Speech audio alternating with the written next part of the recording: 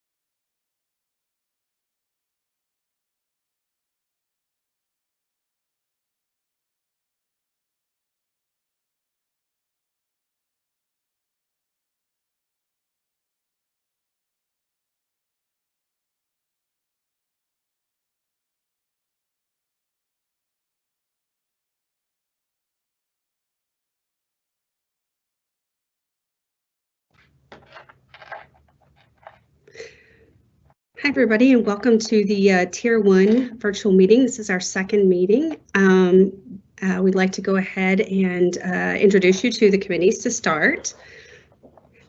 And then we will talk to the Schedule Research Committee. Will give us an overview of what's to come, and then we'll do membership questions and answers. And at the end, we'll talk to our executives about kind of what they see for the future. So on the call today will be Negotiating Committee Chair Jody Revin, Damian Jeanette, who's a member, Eric Schnitzler, who's a member of the EFA. I'm sorry, he's the chair of the EFA committee. We have Contract Admin Committee Chair Seth Kornblum, and SRC Chair Scott Plyler, as well as Megan Nealon, Schedule Research Analyst. We have EFA Committee Member Greg Auld and Kurt Heidemann, our Communications Committee member. And with that, we'll go ahead and turn it over to Scott Plyler, and he will start with an SRC update. Scott? Hey, Amy, how are you doing? Hi, everyone. I know things are going really crazy with the schedule right now, so we have a quick update, a couple slides that kind of show you where we're at and some of the things that are going on with ETOPS and ExTO and what the summer schedule looks like. So if you want to throw those up. First slide. So this first slide just basically shows you what's actually happening with our schedule. The company is casting a really wide net, booking, putting flights out for sale, about 3,800 out for sale. And then as they see the bookings come in about 6 to 7 weeks out, they're actually making a big, huge schedule cut, which winds up, bringing us our final schedule. That's just in time for the vacancy bids and then the bid line schedule. So as you can see from the trend, they've been averaging a big cut down to around 2,000 flights a day, but here in March they were up to about 3,700 flights a day, and 2,700 flights a day, and they're projecting even higher flights going into May and June, and we'll talk about what the ramifications of that are. But so right now, even though they're selling a schedule, they can't actually fly with the pilots they have on board, but they're making a big cut about 6 to 8 weeks out, and that's what's making it kind of hard for us to do a lot of predictions on are they going to be recalling people and what the schedule might look like in the summer. Next slide. As far as the schedule efficiency and where we need to be for manning, you might have seen this in some of our articles before. It's about schedule efficiency. We have an orange line and a green line showing you where minimum line guarantee would be in terms of number of flights, as well as an upper limit for when we would start running into FAR issues with the number of pilots that we have on hand. So you can see, obviously, we were at well below line guarantee throughout the summer and the fall and winter, and now we're getting to the point where they're ramping up the flying. You saw we were at just slightly above line guarantee for March and April, and we'll probably be kind of like in that sweet spot between line guarantee and FARs for May. But we're getting indications, obviously everybody is, that we're going to be flying a lot more in June, and therefore they do need to bring pilots back. They still haven't cut the schedule, which is where we're showing you those downward arrows, but once they do, hopefully they'll bring it back to proper manning. Next slide. Talk real quick about the ETOPS expansion. There's kind of two steps to this. The first one is to flip the Oakland base and also open up Las Vegas, and then there's also potential for an LAX expansion for the June bid period. So right now we're currently in the process of doing the Oakland flip. The vacancy bid actually just closed an hour ago. We're still waiting on the results. The whole point of this of the Oakland flip is that we wanted to make sure that all pilots in Oakland, after it got to so much ETOPS flying, had an opportunity to fly all the flights that were in your base. As far as Las Vegas opening, instead of plussing up Los Angeles, the reason for that is it actually provided for better schedules, just the way the connectivity was to some of the flights going out to and from Hawaii. And also, it's a little bit easier to do that instead of causing a massive displacements in the LA, which is already going fairly junior at the moment. So if their ETOPS expansion plans actually start to get stalled out again, this is an easier way to pause that without causing as much disruption to the pilots. But make no mistake, adding Las Vegas to the mix is actually going to help out with the pairings for not just Las Vegas, but also LAX and Oakland. Next. And this is just kind of giving you a rough idea of what's going on. About 400 pilots are going to get trained. They'll be trained in April for the May vacancies, and then the way that this was always negotiated back when we negotiated EBGs in 2012, and then also again going over, revising the language in the last contract. We are expecting them to try to schedule check airmen on everybody's first ETOPS flights. However, that's not always the case, but and right now check airmen are the limiting factor for getting your ETOPS route quals once you're on the line. Next. The next question is, after saying we're going to have a tough time with the summer schedule and predicting that, these are some of the things that we do know. They are gradually ramping up for a very aggressive summer compared to what we've been doing in terms of flights.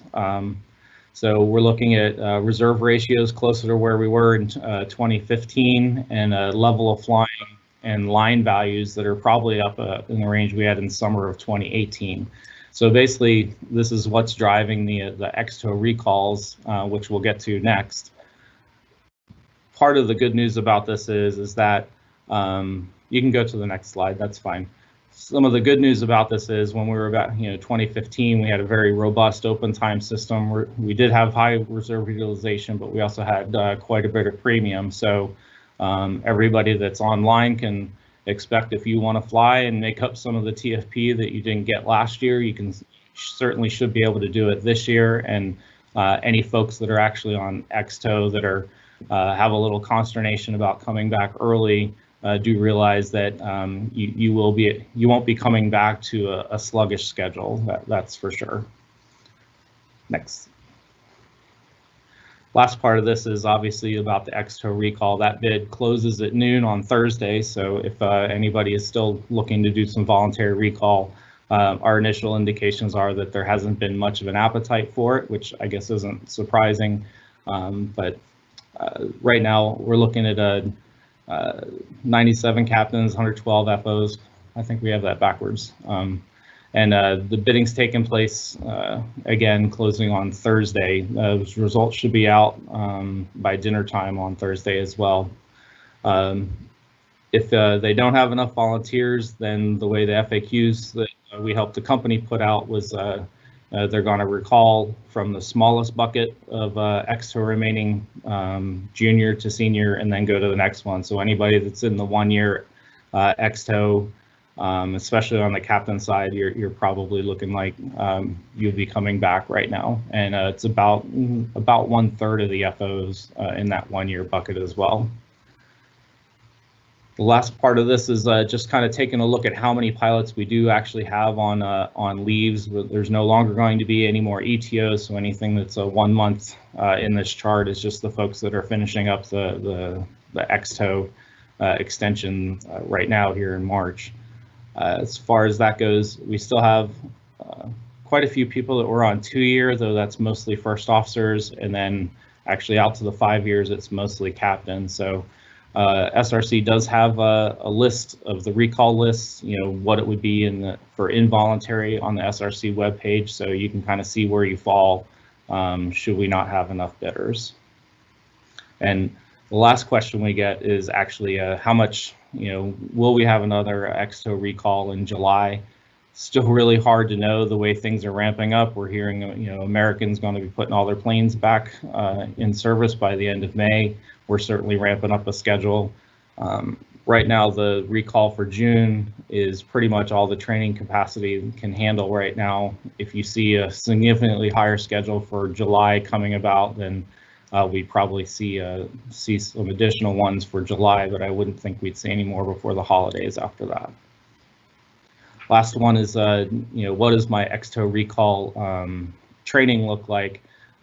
Just to be clear, everybody has to come back through a 3-day recall. It looks kind of like a CQT footprint. You'll be doing your max training for a 4th day, and then if you're still do CQT, you would actually do the 2021 CQT as well, another 3-day footprint. So most people will actually have a 4-day footprint, probably a day off, and then a 3-day footprint for CQT. And then if you're one of the folks that's bidding into the ETOPS bid groups or even got displaced into them, and you need training, then that's an additional 3-day training, and then you'll do your recall once you get back on the line. So a lot of training to be done here. Next up. And I'll wrap up real quick. These are just some quick timeline reminders about things that are coming up. Early recall bidding is over on Thursday. If you, I guess it's a little late now. We were thinking we were going to do this yesterday for the training golden days off and the May vacancy award. The recall lists come out on Thursday afternoon, and the June vacancy, where you'll have some idea of where everybody's going again. It comes out on April 22nd and closes on the 29th. Pay special attention to this one because we do expect there to be some plus up in LAX, and that's probably going to be coming at the detriment of some other bases. All of this information that we're putting out, we're trying to put out a lot of targeted info. We put it out in the Tuesday snapshot emails with lots of links to blogs and additional information. If you're in specialized groups like the EBGs, or you're somebody being displaced or getting open time priority, we're trying to send targeted emails out to you. We have a podcast specifically about the ETOPS expansion that came out last week. We also have another podcast that came out yesterday, just kind of talking about the Section 6 negotiations as we're starting to get into those. I see there's a couple questions about that already in the chat. So make sure if you have questions about scheduling, we're always here to answer calls or emails, but we have a lot of this information on the SRC page of swapa.org as well. So I guess I can turn this back over to the group. Okay, next I think we're going to go directly to our members' question and answers. If you have questions, please type them in the chat feature, and I will ask them of our SMEs here. Our first one this is for the EFA committee, either Greg or Eric. If you could answer, what is the forecast for Southwest profitability this year as well as next year? Yeah, hey, this is Greg. I'll go ahead and take that one. And I do have a slide I can show about this because I know this is on everyone's mind after the disastrous year we had in of 2020. Looking forward, clearly, as Scott just briefed, I mean, things do appear to be getting better with the schedule quality, more airplanes coming back to fly, fewer airplanes parked. So as we kind of look at what the forecast for profitability is, I just put up here a slide of what 6 of the analysts that we get research from. And looking forward, these are their earnings per share estimates. Most of them have them by quarter, and several of them make a 2021, 22, and 23 forecast. If you look on the 2021 column, you'll see that most of them show us still with an aggregate loss for the year. But if you back up to the left a little bit, you'll see that several of them are actually forecasting profitability, net profitability, beginning in the 3rd quarter and going forward. 22 and 23 look better. Just as a comparison, you can see an average, between $2.50, $3 a share for 22 and almost $4 a share right now is the consensus for 23. And that compares pretty favorably, like I put there in the lower right of the slide, to 2018, 2019. And you can see the terrible loss we had in 2020. So just as a wrap up, profitability, it appears to be coming. Cost controls worked. The traffic is coming back, over 1.5 million passengers over the last few days, which compares, we're still down 40% or more from the 2019 levels, but we're seeing good signs. Thanks. Thank you, Greg. Our next question is from Mike, and he asks about, in the podcast with SRC, there was a lot of conversation about helping the company realize inefficiencies with crew scheduling so it wouldn't become overmanned again. Basically, they're asking, based on these, if the company adopts these efficiencies, how do you feel that will affect upgrade times as far as career earnings? Well, hey, Mike, this is Scott. The whole point behind trying to get the proper manning on for our airline is kind of 2 parts. One is we want the pilots that are here to actually be able to be as productive as possible. Not necessarily for the company, though that does affect our contract negotiations and our profitability, and getting gains in that. But also, you should be able to make as much money, way more money than anybody else if you choose to do so by coming here to Southwest Airlines. That was a main attraction for me personally, and having having a schedule that has the right kinds of trips, you know, the right lengths, the right days of the week, and also just having enough flying so you can pick up open time on the days that you want, or pick up, you know, via trip trade giveaway. That's actually really important to a lot of pilots. We saw that even just over the past year, when there was no open time, people were absolutely scrambling to pick things up, because there is certainly an appetite, and especially when we have efficient schedules like we do, then you actually have more time in your schedule than any other airline pilot group to actually pick up flying and actually make more money. The second part of that is just kind of a short-term versus a long-term view of how we look at scheduling and your career progression. Certainly, if we have once we get to an overmanned condition, we run into problems like we saw last year, where they're threatening to furlough. We have to put people on voluntary leave, which isn't good. I'd rather be able to slide through this like 9/11. We actually hired some pilots like me in the months afterwards, because we were still growing and taking advantage of opportunities. So you may see, I'm not going to lie, having a more efficient model, getting there from where we are right now, will lead to a little bit of upgrade delay, but at the same time, having the upgrades and downgrades and the furloughs actually makes for a much worse situation for your career progression. It's much better to continue up seniority wise, make the jump up to captain, and all the while be making a lot more money, because you can be more productive, rather than going through the cycles that we've seen traditionally in the airline industry. Hope that answers your question. Thank you, Scott. Our next question is actually for, I think SRC or the EFA could answer this one, but how many aircraft will we have on the summer schedule?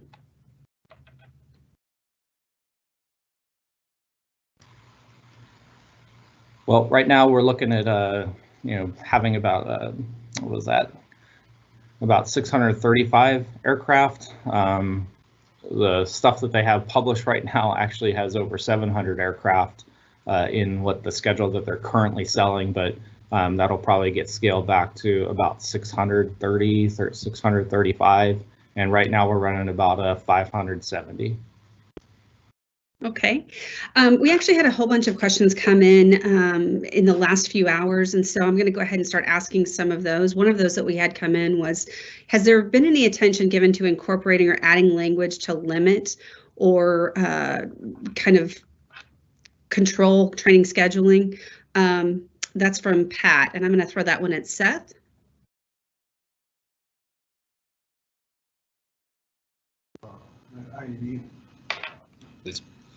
Yeah, thanks, Amy.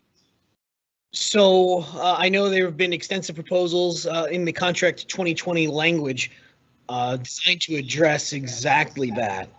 Training scheduling is an area where we get frequent complaints over, but unfortunately our current CBA language does not afford any kind of a training bid, for instance.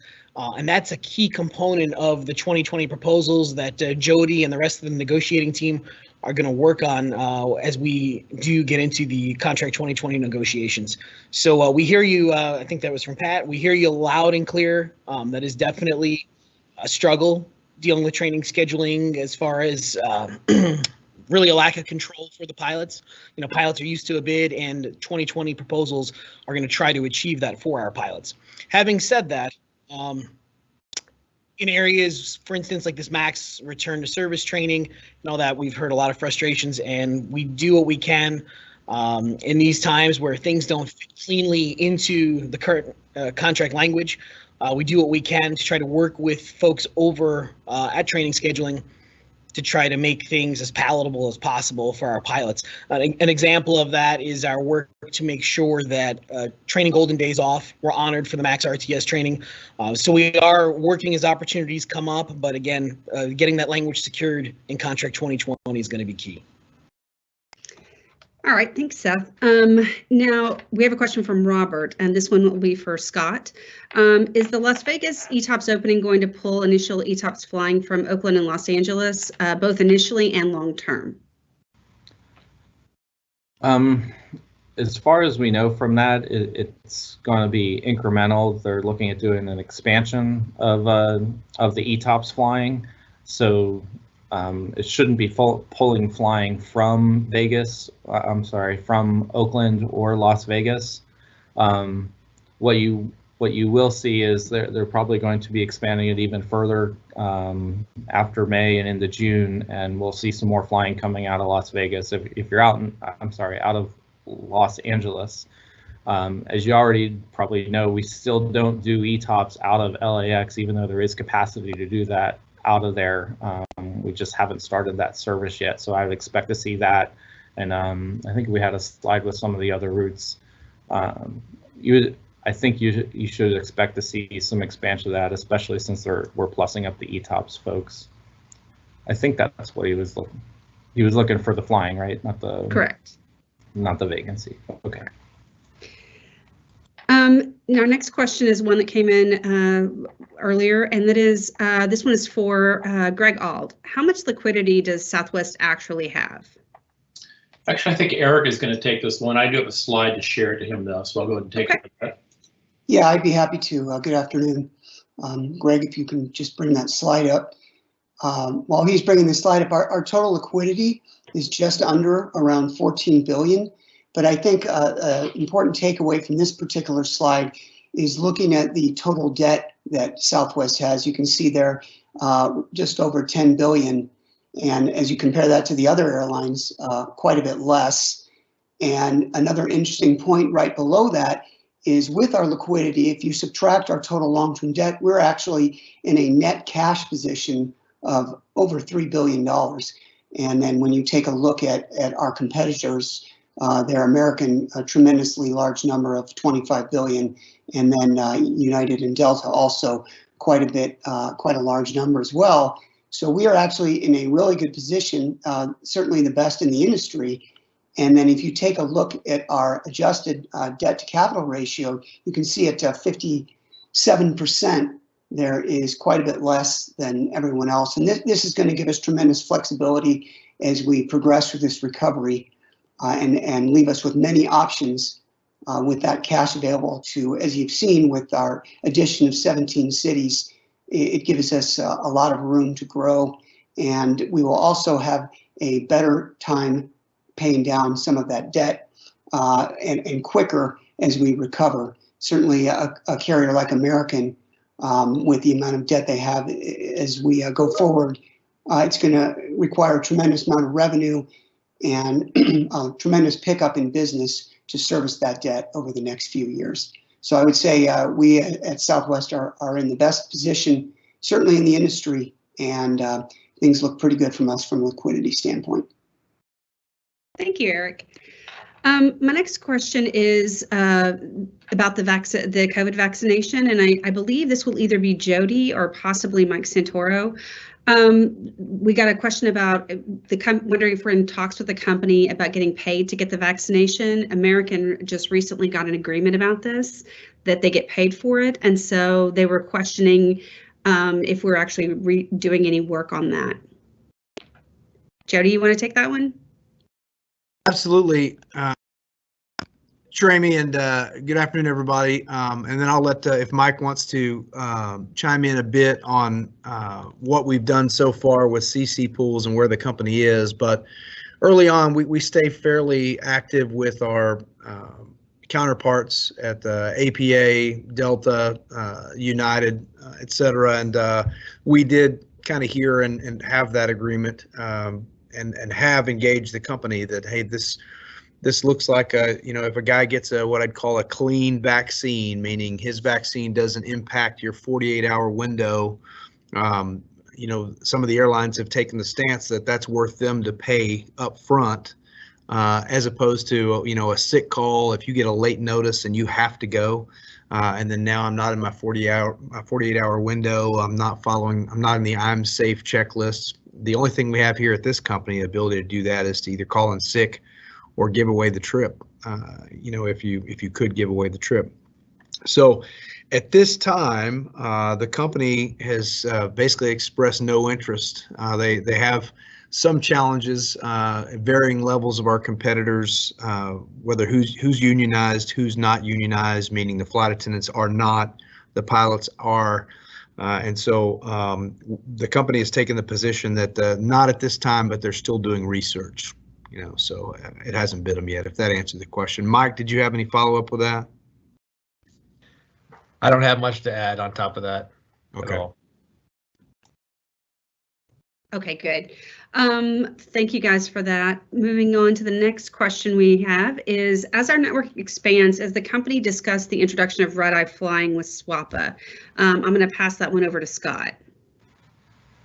Well, we certainly have language in our contract that got negotiated again back in 2012, and then also updated in the 2016 contract for red eyes. But right now, when we talk to crew planning, red eyes aren't really in the immediate plan right now. It's not that the company doesn't want to do them, but there's still IT issues between dispatch programming, crew scheduling programming, even our line building programming, and I think we even have some issues possibly even be able to sell them the connectivity via the reservation system. I have to confirm that, but right now we're not looking to start that up in the immediate term, but certainly it's something that that we probably need to we'll probably see in the future, but not in the immediate. All right, thank you, Scott. Our next question came in, it's discussing costs. So with real inflation running at 9% and a potential dramatic increase in the next few years, how is SWAPA addressing significant pay scale erosion in the contract? CPI-based pay increases, large increases to offset potential inflation, etc. Does anyone from EFA want to take that, or do we want to have Jody take that one?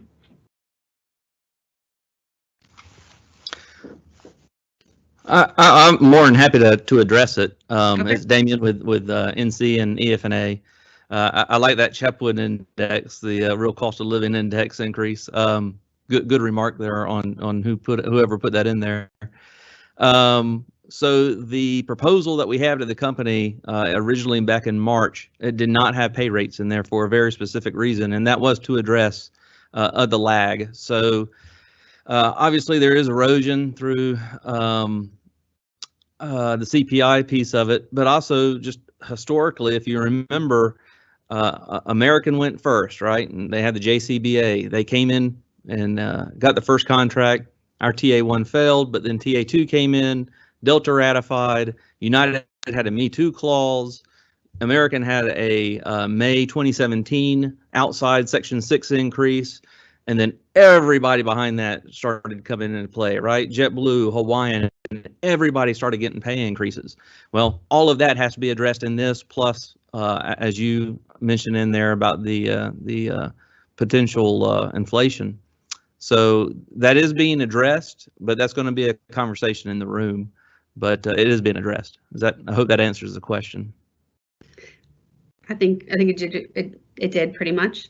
But this next one is for Damien as well. So how far up on the priority list is getting benefits to continue to retirement age for those who got on medical, NEC, medical coverage, insurance, travel benefits, all of the above? That's a very good question. So obviously this is a very training scheduling intense contract, but this is also very much a benefits rich contract. So that is one of my #1 priorities. Obviously, if you go out on disability, you become a second-class citizen. You, if you're a new hire all the way up to 10-year seniority, you have a lot of uncovered liability on the back end. So all of that is being addressed. It's a #1 priority in my book, but of course on the NC we'll all fight for those different positions because obviously Scott wants scheduling #1, mine's on the benefit side. So there's going to be equilibrium in there, but it's very, very high in mine, especially the leave of absences. I mean, we're talking about contract languages, maternity leave that haven't been addressed since 1986, maybe 1983 even. So there's a lot to talk about in this contract, and we want to close all the loopholes, basically as an active pilot and as an inactive pilot. All of that needs to be addressed. Thank you, Damien. This is actually for an exec. Will we be required to get the vaccine? Could Casey or Mike or someone answer that one? Hey, it's Casey. I'll be more than happy to hit that one. We've been very adamant about that our pilots should not be required to have a mandatory vaccine. And so far, the company, as well as most of corporate America, has kind of shied away from the mandatoriness of it. So that is our stance. That is the way we're gonna handle it moving forward. But I really don't think that that's going to be an issue. Thank you for that. Our next question is, I think it might be a little bit of it might be Jody or possibly Seth. Are route quals for ETOPS required by the FAA to conduct by a check airman or a self-imposed SWA requirement? It seems the carry-on was seemed that scheduling and financially inefficient as an FO to get a route qual with a check airman in a jump seat when the line captain does it on a monthly basis. One of you want to take that one? Yeah, Seth's sitting right next to me. He's going to take that one, Amy.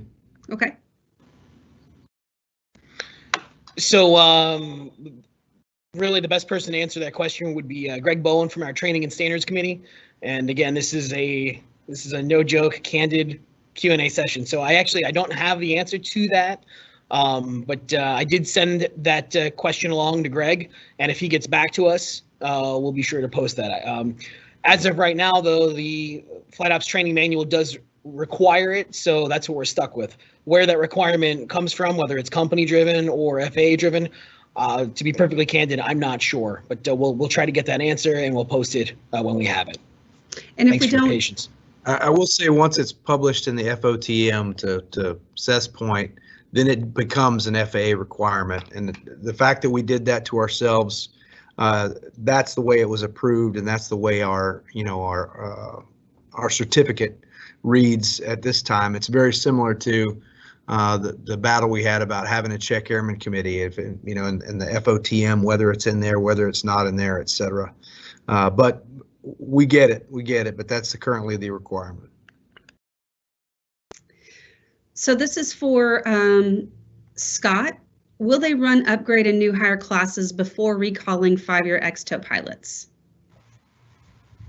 Well, when we had the discussions leading up to them actually putting out the ExTO, the answer for that would be no, they wouldn't run up full upgrade classes prior to recalling all the ExTO captains. It certainly doesn't make sense financially to be paying 55 TFP to somebody that they could just be bringing back and putting through the upgrade training as part of the recall process.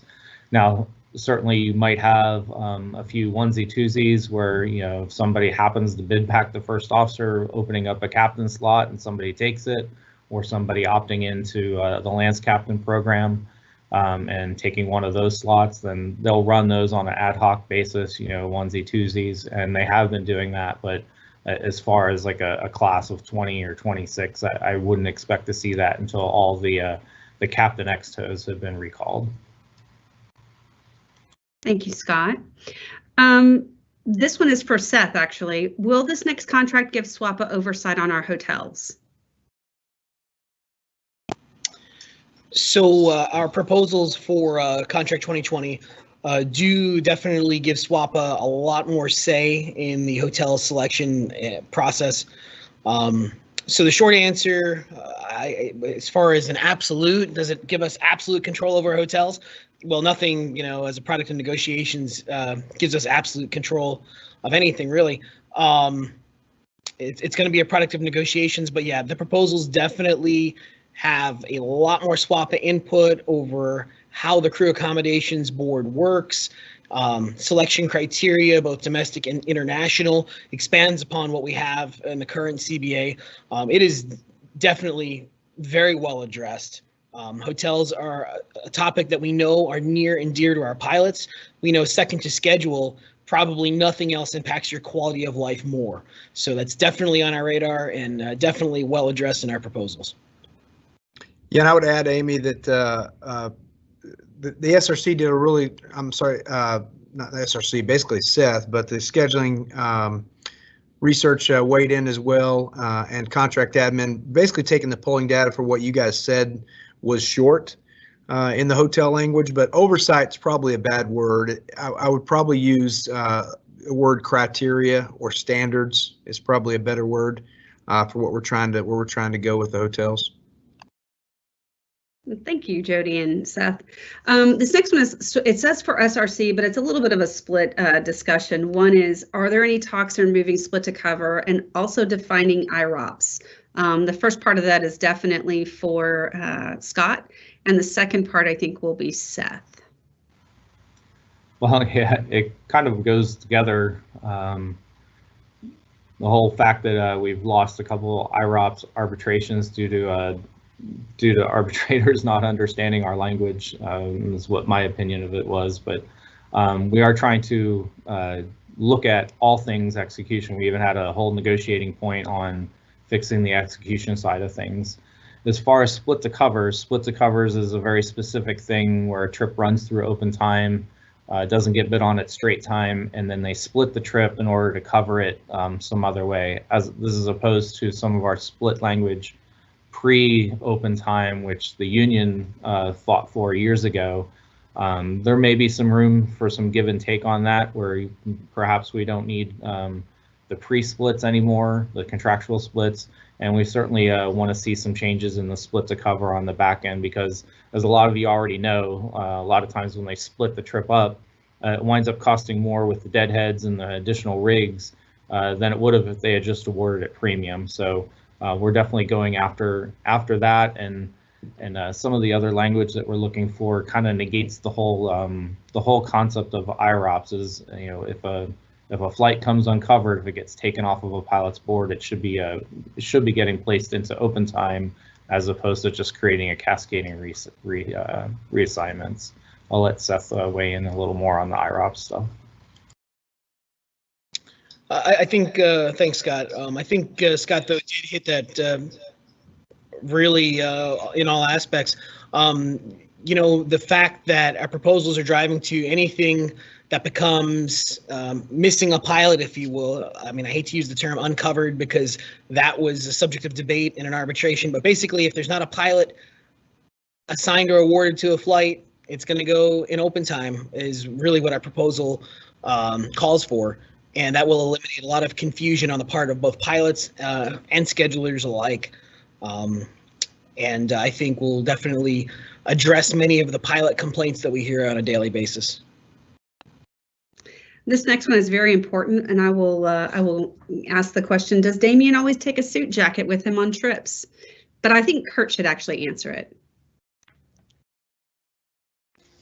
Well, I wasn't expecting to be asked about Damien's dress wear, but it is a true fact that he takes this suit everywhere. He is always well prepared and well dressed anytime we meet with the company, for sure. Even the shower. I try to represent the pilots properly.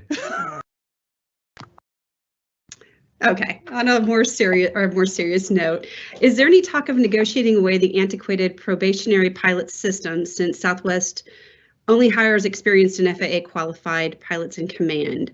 That would be a Jody question. No, we don't have any mandate to try to remove the probationary period. That's the first I've heard of that. You know, we basically have done the survey education and polling process, and honestly, that it's never come up. The company uses that in many ways. One, to screen out applicants, make sure they're a Southwest fit, as you know. Also, they use it for the scale for money, for pay, benefits, etc. So at this time, there's not been any talk of that, no.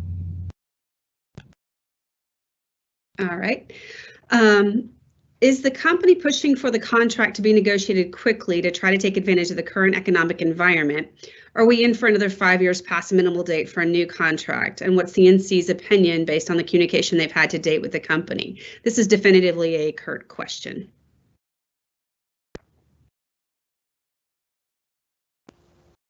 Well, I think you caught me off guard on that one. So let me weigh in there, Kurt. Thanks. I would say for the as far as what we think with the company and what their goals are, that right now they've only agreed to meet with us once a month. So, you know, March of last year, we gave them a fully costed, complete rewrite of the work that culminated over the previous, 3 years. So they've had a year to look at it. And then with that answer, they can only give us one, being heads down all the time, saving the company. They can only give us 1 week out of each month for the next 2 months. So I do not think they're in a hurry by any stretch of the imagination. I think they're overwhelmed with ETOPS, et cetera. And I think Casey's been pretty consistent, and we agree. We're looking at an 18 to 24 month time frame just to get through all the necessary intricacies and language of the rewrite. So we have been pleasantly surprised at the questions, especially from from network planning, et cetera, and their interaction with the SRC. That this is the questions were understanding questions as opposed to refuting questions. So after this first couple of meetings, we'll be ready to give a more definitive answer on that. But no hurry and no short-term deal at this point.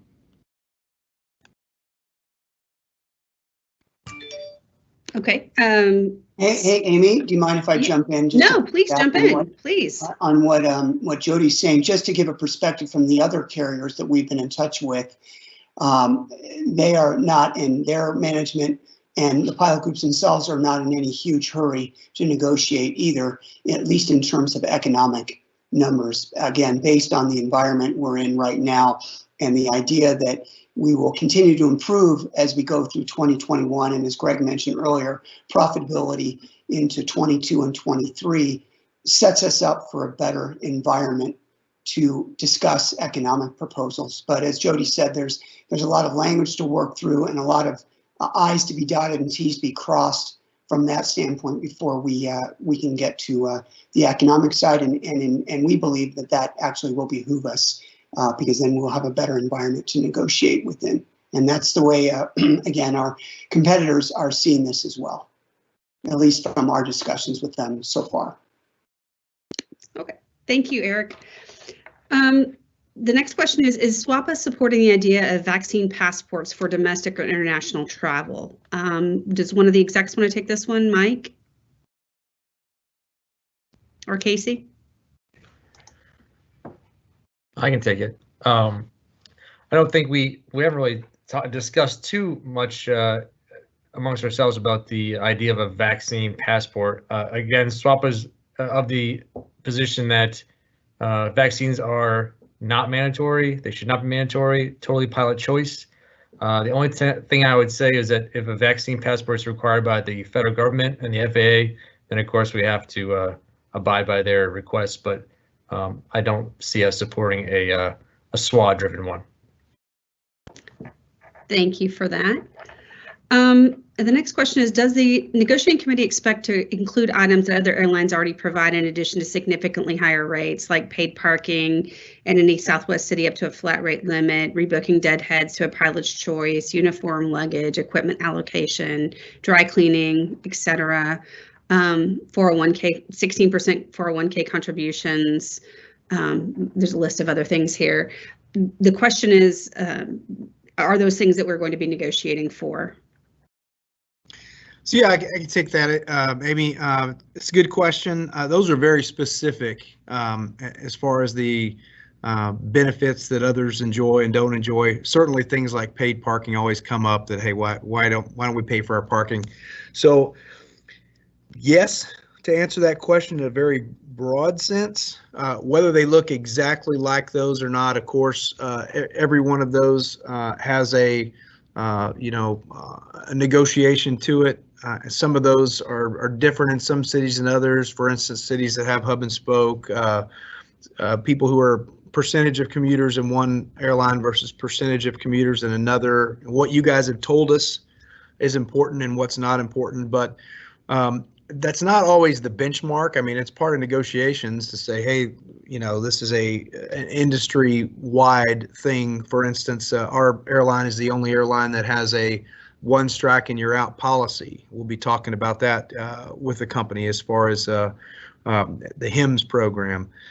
So yes is the broad answer to the question, but probably not, you know, exactly those things. But, you know, we have done the SEP for 3 years to know what you're looking for and what your top priorities are. And then, of course, obviously of the 16% 401k contribution, we need to move that. We need to move that up. So. Thank you, Jody. This one's for Scott. They are importing ETOPS trips to Las Vegas because there is an ETOPS qualified reserve pilot. Is there any way to stop this? Unfortunately, under our current language, you know, if they're down to one reserve in base, they are allowed to export the trips, the flying into another base. It's something that's been long-standing policy, and it's kind of gotten it's their past practice that hasn't been successfully defended against in the past, and I'm talking going years and years back. We do have language in our 2020 proposal that would address that. If there are bidders in base, it should stay in base prior to getting exported. Okay, thank you, Scott. This next one is a little bit, it might be a question for Casey or possibly even Jody. When is the first informational picket? I volunteered for ExTO to help save the company, and my reward was a furlough warning for Christmas. I'm ready to walk the line. I'll take that one. You know, we have budgeted for pickets. We budgeted last year just because to be prepared in case we have to go that route. The informational picket will be driven by the company and the company only. They're not starting out, as Jody said, you know, strong with one time a month negotiations. I would hope that they see a benefit to getting this done sooner rather than later. As both Kurt and Jody said, we've been fairly consistent. It's going to take 18 to 24 months to work through the language and some of the ideas and efficiencies and systems that we've built into the contract. And there's a lot of work in there to be done.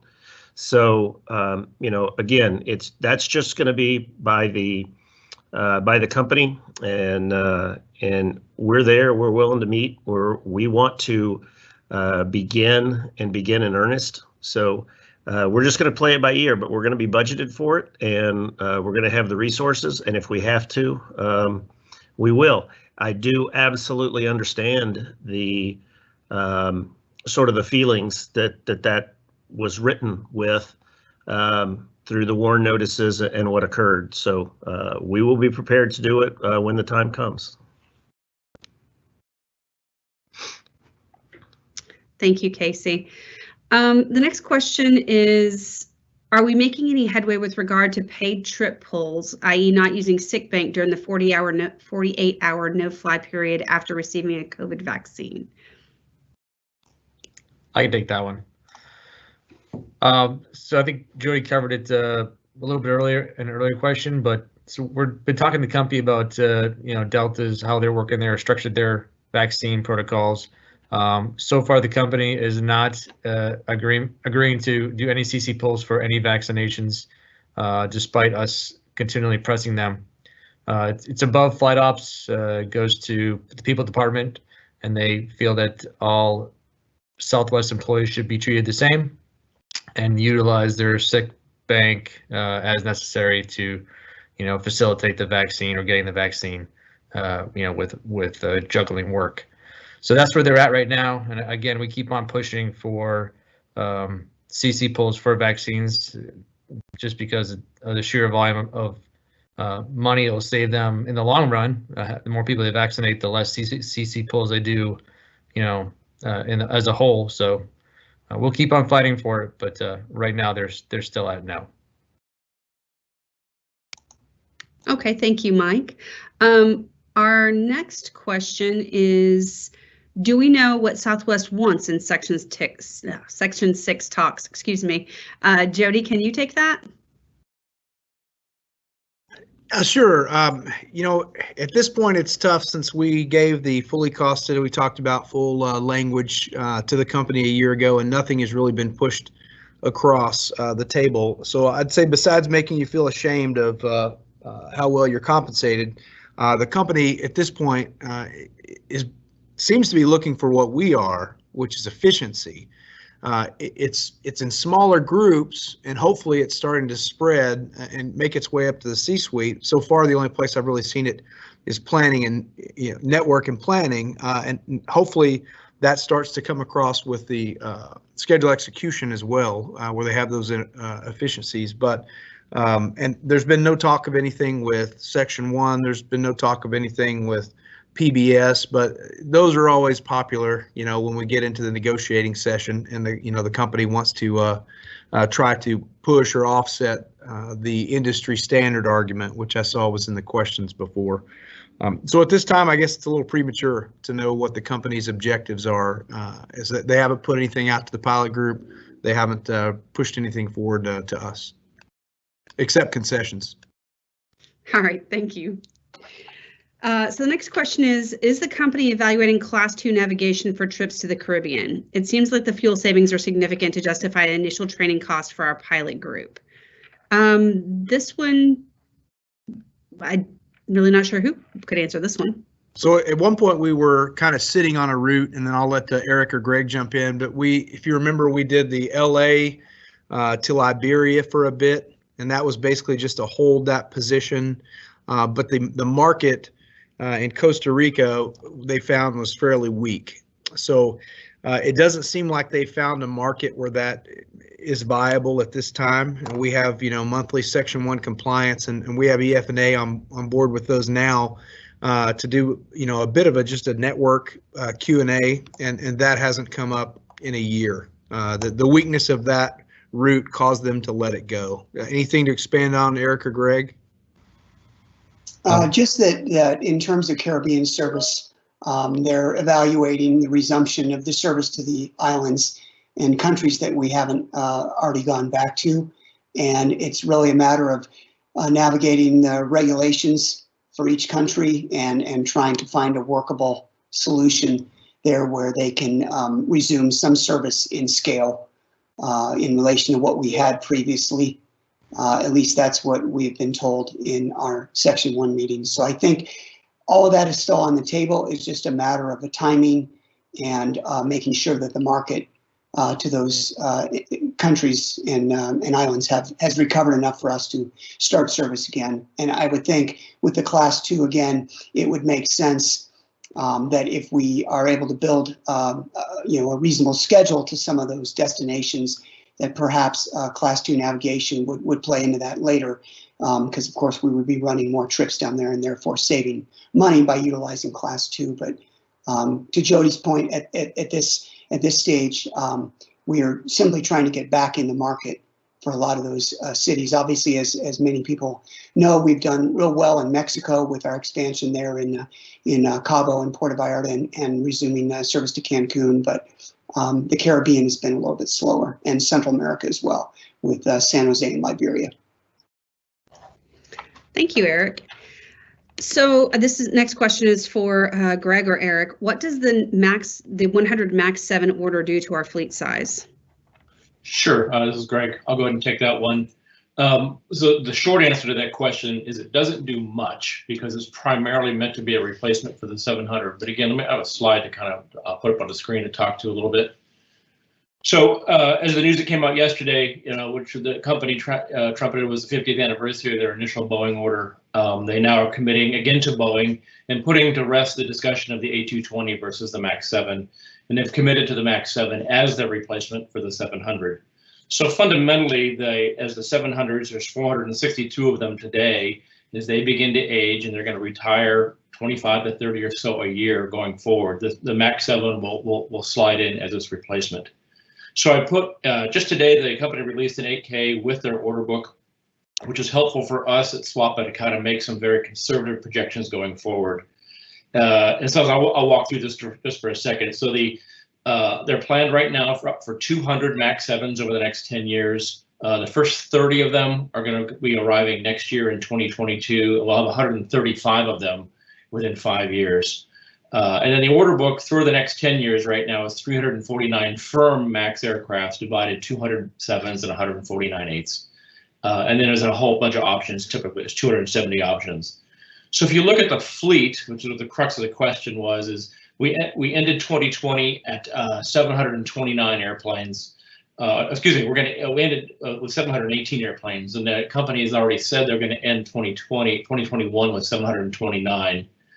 If you fold in the firm orders, and if you put in an estimate of about 29 or so retirements a year of the 700s, exercise half or so of the options going forward, you can see about a 2 to 2.5% fleet growth over the next 10 years.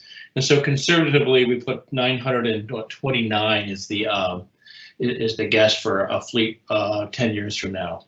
The takeaway I would take from just this slide is how the fleet will become with larger airplanes. We'll have more 800s and 8 MAX 8s, and probably about 60% or so of the fleet in 10 years will be of the MAX variety. Hope that helps. Thank you, Greg. Okay, this is our last question, and then we're going to go to executive comments. The last question we have is the negotiating committee going to ensure the changes to the vacation bidding process are implemented in the new contract as expressed by the members' vote almost 3 years ago? And how are they going to do this? And if they are not, why are they not? So short answer is that's our direction, and yes. A little bit longer answer is that it still is a negotiation. So I can't imagine that the company would have any objection to doing something that actually is more cost effective to them than what we do now, which just costs them a lot more money than the proposed change. So so yes, that's our current direction, barring some change or some steering from the executives and board of directors. Also very unlikely. I would see that in the next deal. All right, thank you, Jody. All right, now we're going to open this up to for our executives. Casey Murray, I think, is going to speak, and we'll hear from him now. Well, thanks, Amy, and thanks everyone for the questions. Thanks to everyone on here answering those questions. I do want to close out sort of with an exclamation point on the inflation question that was posed earlier, and I think it's really good as we go into section 6. There was a discussion on inflation, the CPI, Chatwood Index, and our how we were going to address sort of some of those losses. I've maintained we actually got a 29.2% raise in 2016 over the life of the contract.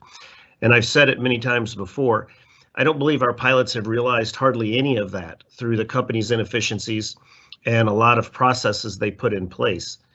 SWAPA has been adamant over the last 3 years, 4 years even now, over some of those efficiencies. And while the company was making so much money, they really didn't seem to have the impetus to make the changes.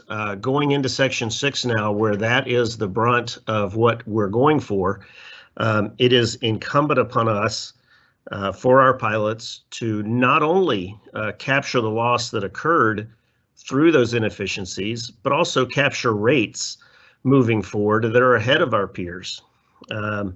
Damien was very clear in what happened after 2016 and the sort of piling on that occurred and the pushing the profession forward that our peers did, and it's critical that SWAPA does the same moving forward. So we are the best pilots out there. We are the most productive, and we've seen that productivity drop to some degree over the last few years.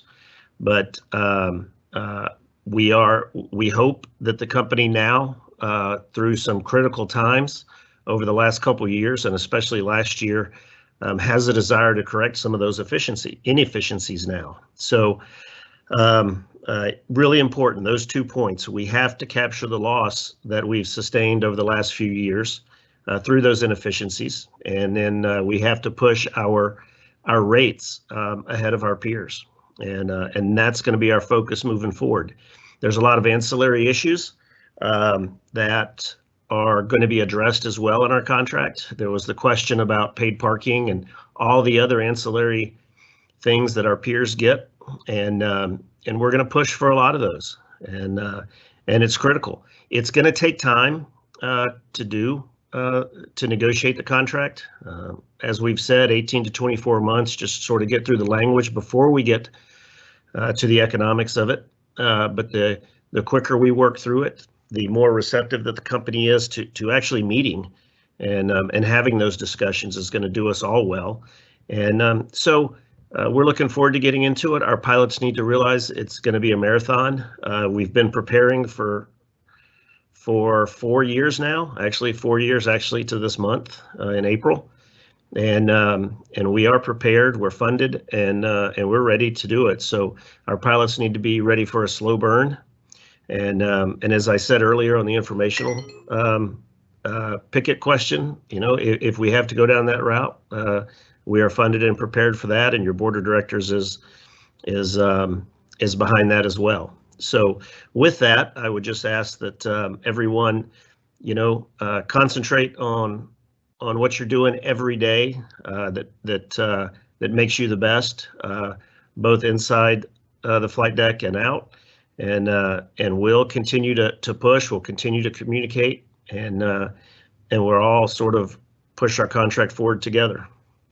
Mike, do you have anything you want to say in closing?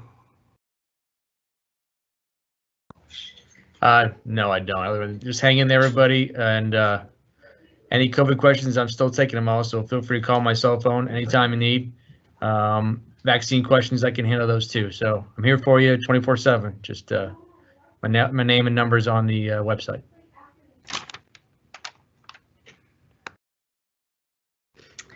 Okay, well, with that concludes our second Tier 1 call. We will have another one in the next quarter.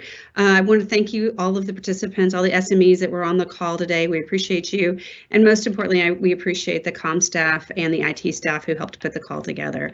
And with that, we will be done. Thank you all for joining us. Thank you.